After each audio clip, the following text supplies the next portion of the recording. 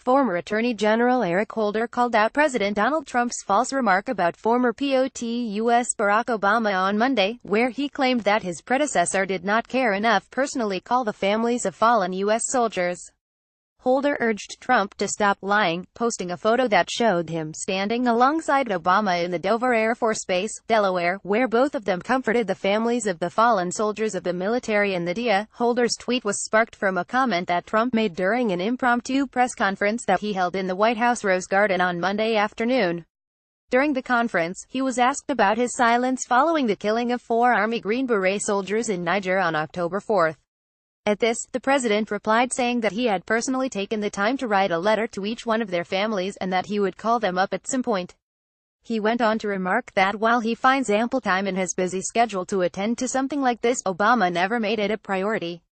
Now it gets to a point where you make 4 or 5 of them in one day. It's a very, very tough day, Trump said, the Star reported. For me, that's by far the toughest.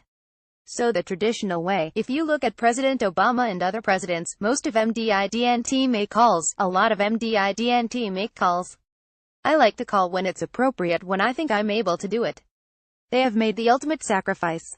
So generally I would say that I like to call. Former Attorney General Eric Holder called out President Donald Trump for lying about former President Barack Obama.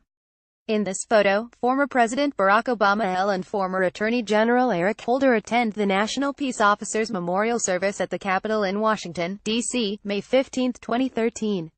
Photo Getty Images. Chip Simotovilla. However, as soon as NBC reporter Peter Alexander challenged Trump to present proof of the fact that his predecessor did not care about the families of U.S. soldiers, the president started to backtrack on his allegation. I don't know if he did, Trump said. I was told that he didn't often, and a lot of presidents don't. President Obama, I think, probably did sometimes, and maybe sometimes he didn't. I don't know, that's what I was told. All I can do is ask my generals. This is not the only time that Trump had refused to take responsibility for the inaccuracies in his knowledge about a subject.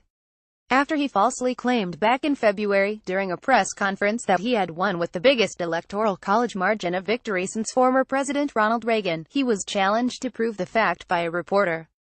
I was given that information, Trump said at the time. Many Twitter users reacted to Holder's evidence that defended Obama's unearned presidential record.